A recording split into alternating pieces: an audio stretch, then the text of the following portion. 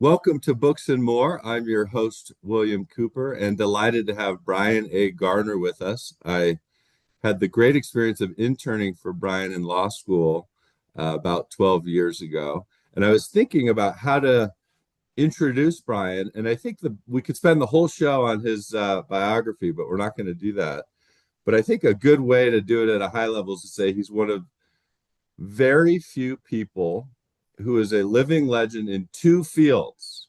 They're related, but two separate fields of the law and writing about language. And we're going to get into both topics with Bryan. Thank you so much for being here. Delighted to see you, Will. Yes.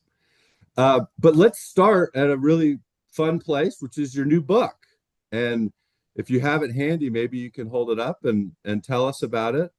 Yeah, And it's called The Etcher. It's put out by Godine in Boston. It is the life and art of Oscar Stossel, who is the only artist ever to have done portraits for the entire U.S. Supreme Court.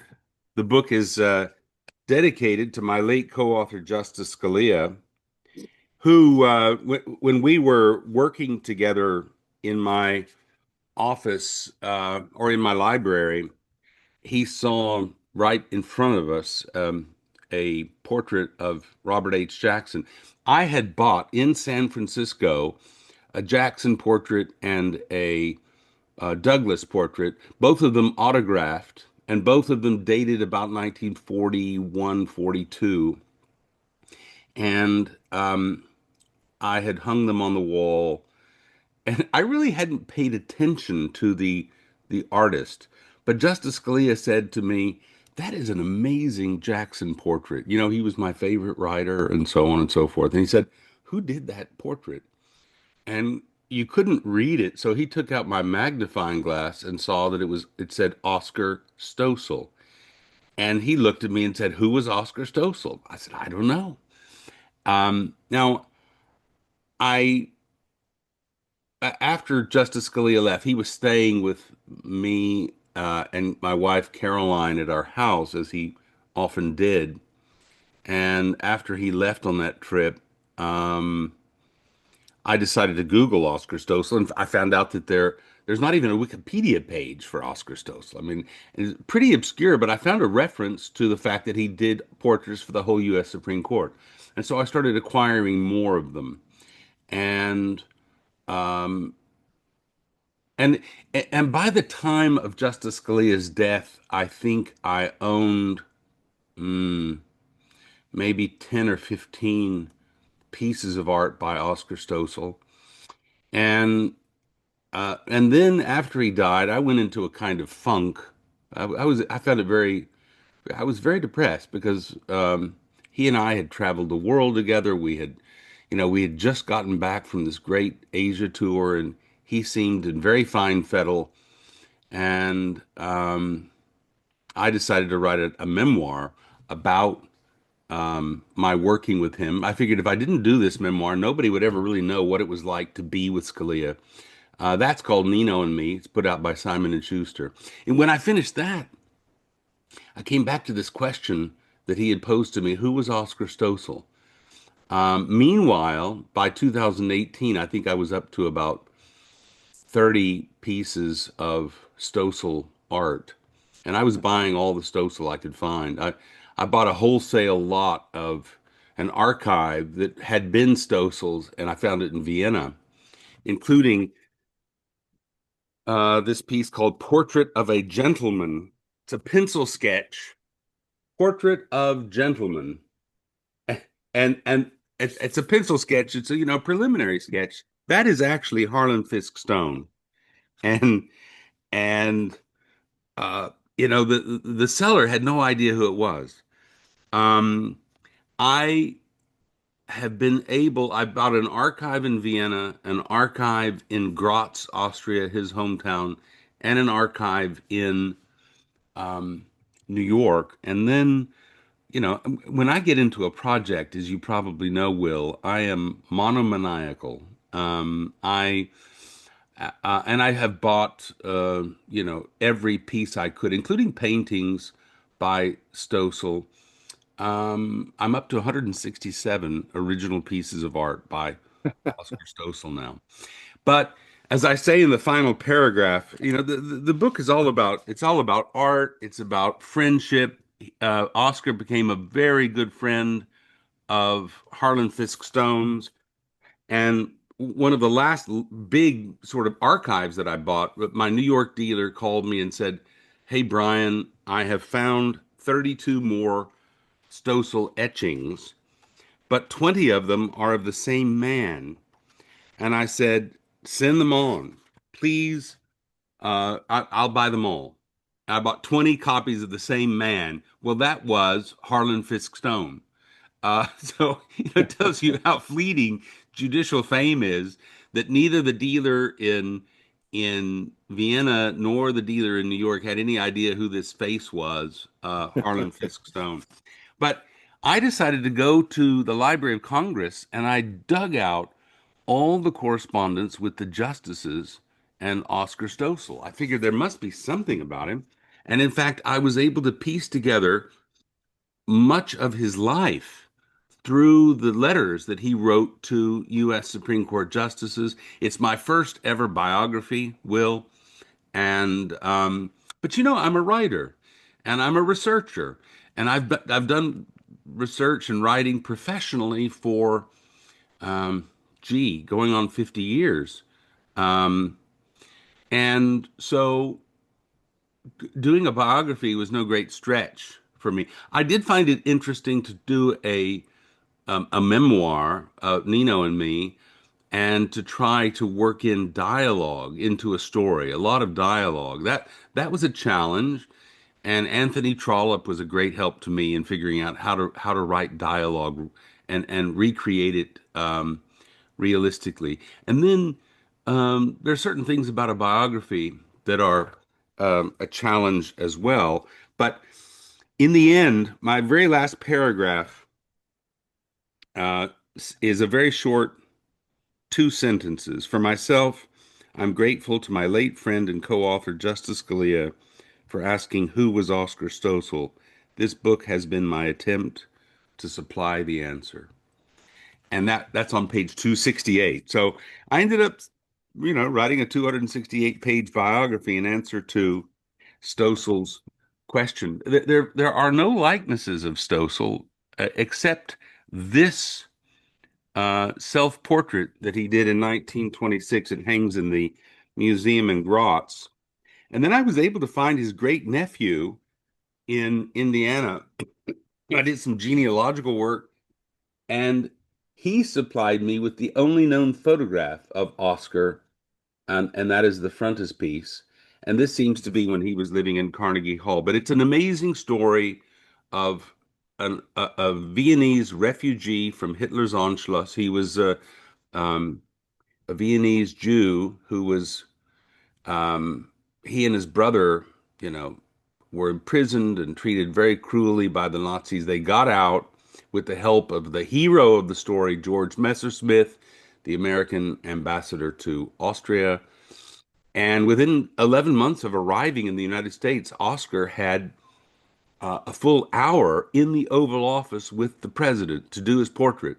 He had already done Messersmith's portrait, and Messersmith said, "Hey, you've got to get this artist. He's the best portrait artist now alive." And his fame was great. That's the shocking thing, Will. Nobody today, if you go into art studios, even print experts. I was talking with a print expert the other day in London who had never heard of Oscar Stossel. She said, I thought I knew every etcher around, but this man did all the royal families in a lot of the royal families in Europe. His teacher did Freud and Einstein, Ferdinand Schmutzer, and Schmutzer and Stossel were, taking the world by a storm in the 1910s and 20s, and then he was driven out of Austria, ended up living in Carnegie Hall for 20 years and doing a lot of American grandees. But he also did, great landscapes, and He was a wonderful painter. So it is shocking that he is so little known. Let me show you one of his great. I think it's a great painting. It's a painting I acquired in at a Viennese auction Wow. about a year ago, and this is the second largest Gothic castle in Austria. It's the Schleiten Castle near Stubenberg. But he just did tremendous works of art, and so this book has something like I don't know, three or four or 500 um, depictions of his reproductions of his art.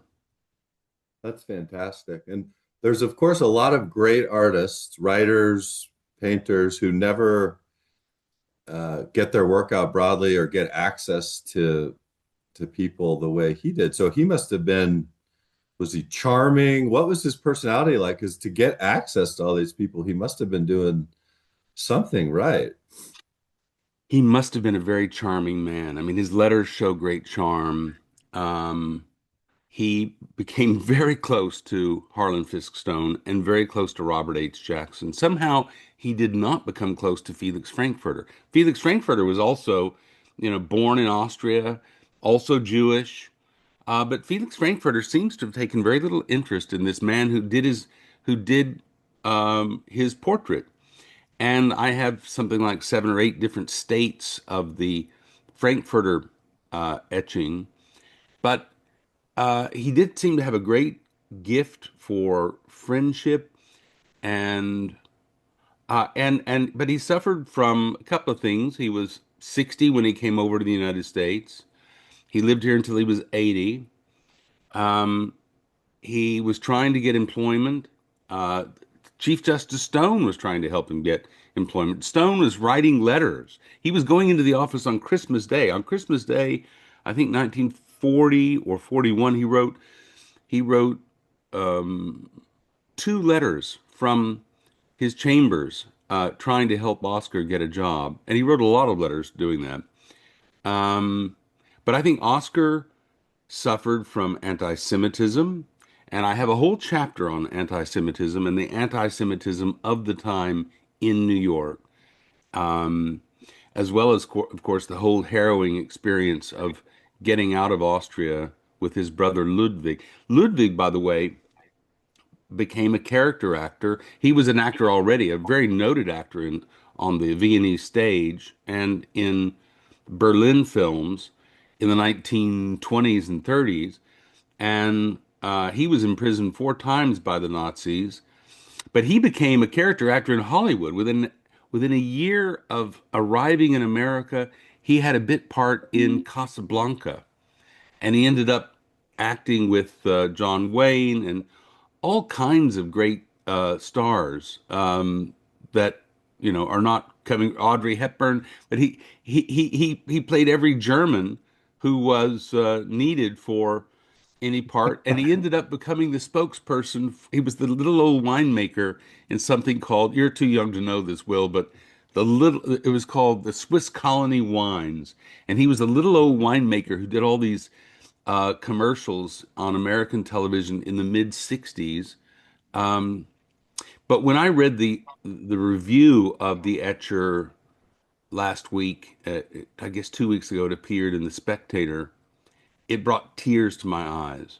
Not, not never has a review brought tears to my eyes. I don't care how gushing it is, but the reason it did was for Oscar.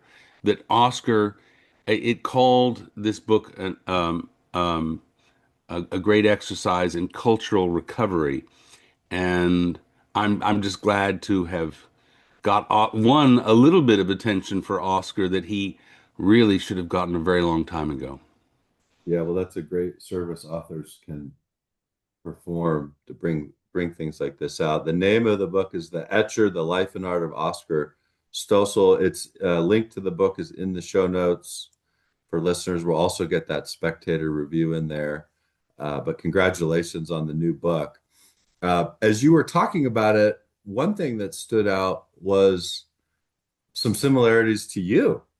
So you don't write, you don't paint portraits of Supreme Court justices, but you're friends with lots of them. You've interviewed lots of them. Was that connection and parallel a part of the draw to you at all?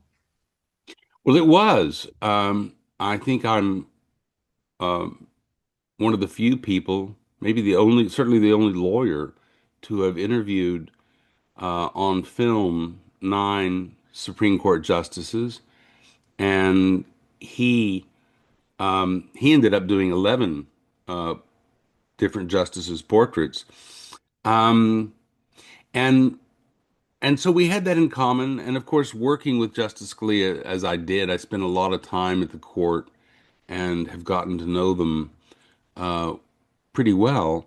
And that did strike me as a parallel, Will. Yeah. Yeah, that's fantastic. Um, in terms of what you're working on now, is there anything that you're really excited about or focused on that you can share? Well, there's one that of course, I wrote chapter 5 of the Chicago Manual of Style, which has been the last three um, editions of the Chicago Manual. Chicago has asked me to write a book in a similar vein that I think I probably shouldn't expand on too much just now, but it's basically how to become a good writer, how to write well. And that's a kind of book that many people have tried. I have a collection of 2,500 books on how to write everything, how to write letters, how to write love letters, how to write novels, how to write short stories. I even have 2 books on how to write erotica, but I have books on how to write everything. Um, and so I've studied it very hard for most of my adult life. And anyway, that's one book. I won't expand on the rationale for that book or exactly what the pitch is going to be, but it's going to be very different from, I think, any book that's ever been written on how to write. I've been teaching that, of course, for 30 years in thousands of courses. And so it'll build on that experience. I'm also writing a history for a London publisher, a history of style manuals. Then, interestingly, this London publisher and the University of Chicago came to me separately within 2 months of each other. The one in London said, "We'd like you to write a kind of wry history of style manuals, Chicago Manual and its precursors, and AP, and all the. I mean, there are dozens and dozens of precursors, but where did the idea of having a style manual begin?" And so I started that. Then I went ahead and wrote the book on how to write, which is sort of under review right now. And then I finished the book on the history of style manuals. I have a co-author on that, Jack Lynch. He and I have also written a history of English dictionaries called Hardly Harmless Drudgery. And I think it was the fact that we wrote this that caused the this London publisher that I'm very cagily not naming to write the history of style manuals. Um, I'm always working on Black's Law Dictionary. I've already spent 4 hours today working on Black's Law Dictionary. I'm always working on that daily and supplementing it, amending it, a lot of supplementation, a new terminology, and the bibliography in Black's Law Dictionary, which is now, in a 12th edition. Each edition is quite different from the preceding one. This is the 12th edition. You see the word corrected up there. Uh, that means it has my notes in it. I think this copy has only 3 or 4 notes of little supplementations that I want to make. But I usually have several of those around because when you're watching even the news and you hear a legal term, they say, "Ah, do I have that?" And it causes me to go research it. Um, so that's a lot of fun. And I'm still in the world of books. I mean, I do electronic research, but most of my work in Black's Law Dictionary is supplementing with great quotations from treatises. You may have worked with me on that. I don't know. Is that what you worked on when you were my intern? I helped you on your usage book, which at the time I think the name was different, and I want to get into that. But that was how I first met you, was to raise my hand and ask if I could help. And you had a panel of critical readers, if I recall the name, or something close to that. Um, For Garner's modern, what is now Garner's modern English usage. It was Garner's modern American usage, I think. Yeah. yes, so this was 2008, I think, when this Hmm. started. And you And know, Will, you are one of only two law students from afar. I've had one at NYU, and you were in California, Berkeley, as I recall. that's right. Yeah, And I've had two law students say, "I'd like to be your research assistant," um, and either arrange or not arrange to do it formally through the school and get credit for it. But um, you were you were terrific and a big help. yeah, it was tons of fun and a great formative time for me to learn from you. And I want to add quick from my perspective on your books about how to write. It's really exciting that you're working on that now, but you've obviously written among your many dozens of books you've written on that. The two books by far for me personally that taught me how to write were Making Your Case with Justice Scalia. I think it's you're committing malpractice before you're even a lawyer if you don't read that in law school. I think it's just basically you and Justice Scalia giving, your all your wisdom about how to write and argue. And then The Winning Brief, which the title, it doesn't jump out at you as it's, kind of general, but man, that thing is jam-packed with incredible advice for writers. So every lawyer, every law student needs to read that, and every lawyer that hasn't read it needs to read that. Well, So thank you. I didn't know you were going to bring those up, but can I tell you a word about how Scalia and I wrote this book? This is Please. making your case. I didn't know him at all well. It was That's 2000, where it all started, right? With that book. 2006. He was the first one to give me an interview of the nine, and we had a breakfast together. He said, I won't do an interview with you. Uh, no, I don't want to sit down for an interview, but I would like to have breakfast. He said, I'd like to have breakfast next time. He wrote me a letter. I wrote him a letter and he wrote me a letter. I'll have breakfast with you next time you're in Washington. We had breakfast and we just hit it off. I really liked him, and I thought he really liked me, and so at the end of this 2 hour breakfast, I said, we were at the Ritz-Carlton or the Four Seasons in Georgetown, and I said, is there no way I can persuade you to sit for an interview? And he looked at me. He said, "No, I don't want to do an interview." And I said, "I think the Chief Justice is going to do one." And he said, "Really?" He said, "I'll tell you what. If you get the Chief Justice to do an interview, I'll do an interview." And then I just looked at him and smiled. And he said, "Oh, what the hell? I'll do an interview." And Yeah. and and so we had the interview, which went really well. He extended that interview twice. It's available on our website at lawpros.org for those who are curious. He extended the interview twice. It was supposed to be 45 minutes. I think it ended up being 66 minutes. And he didn't want to stop. He was really, and then we got off turned off the film, and he said, I really enjoyed that. He said, I learned things just from your questions. And that was fun. And so he was really enthusiastic. I told him, I said, you really need to write a book because you are rhetorically very astute. And he said, no, I'll never write a book. I'm never going to write a book. And it's just too hard. He said, I said, well, the Chief Justice writes books. He said, Yeah, yeah. What do you think of Rehnquist's books? And Rehnquist was already gone by this point, and it was already the Roberts Court.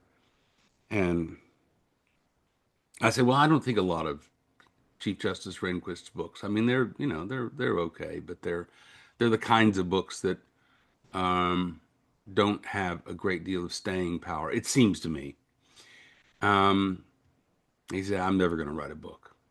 So I went off to the airport, and while I was dozing off in the plane coming back to Dallas, suddenly the idea occurred to me, we should do a book together because I could make it a lot easier for him.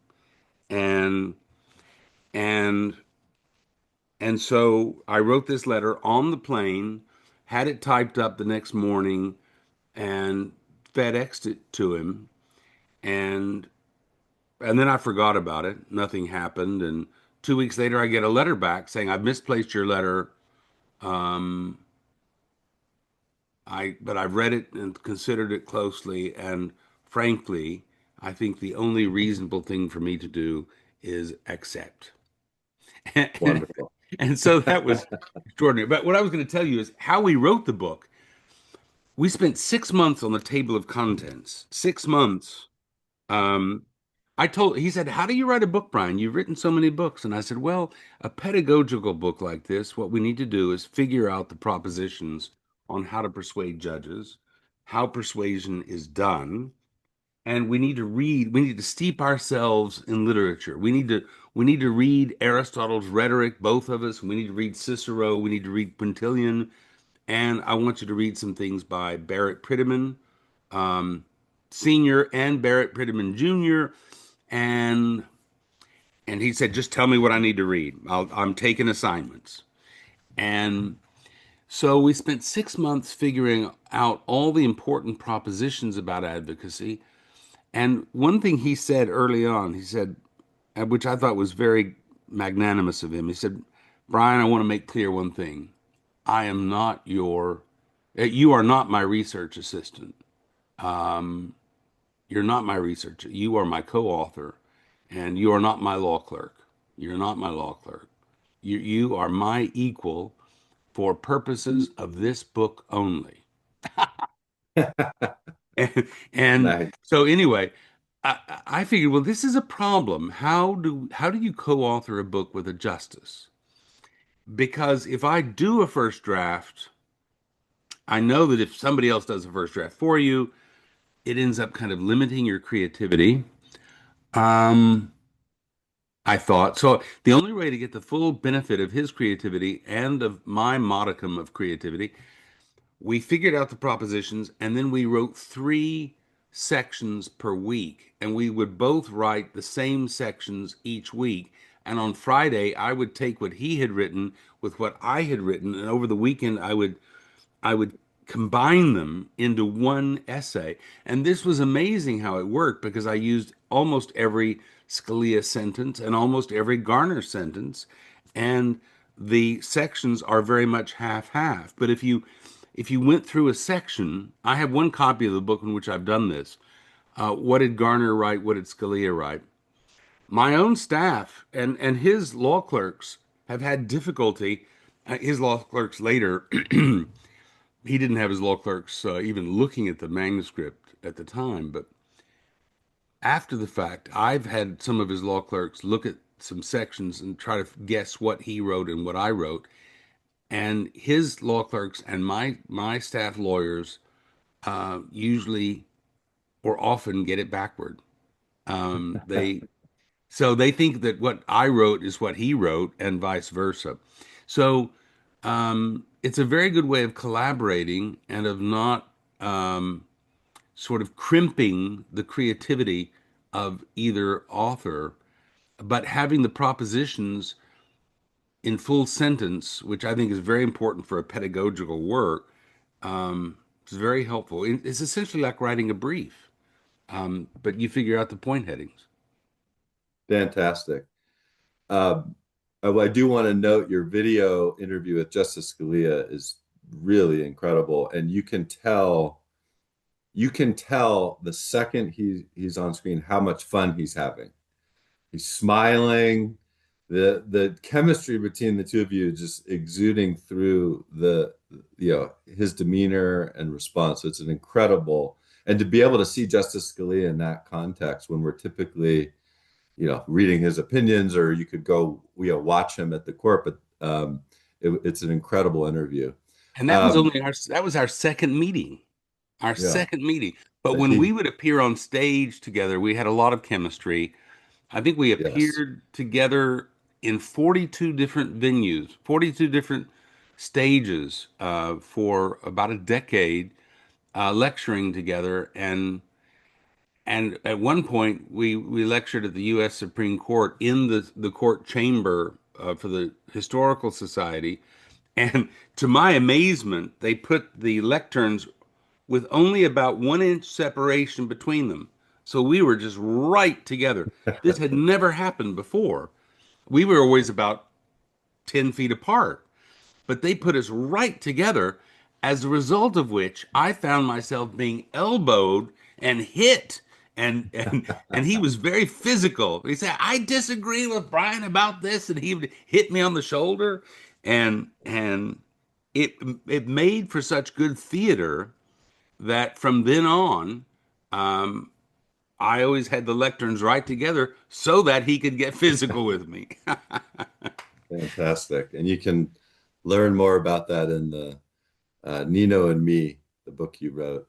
Well, we could keep going for a very long time with all of these stories, but we do have about 30 seconds left. A lot of what we've been talking about, again, in the show notes for listeners to find. Any last thoughts, Bryan? Really appreciate you coming on and spending part of your busy schedule with us.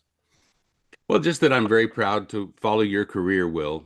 And it's great that you have this podcast. And I enjoy the books that you write. And I'm very proud of our association. Likewise, and like I said, you played a very important role at a very formative phase in my life as a writer and an attorney. So thank you for that. Bryan A. Garner, thank you so much for joining. Thank you.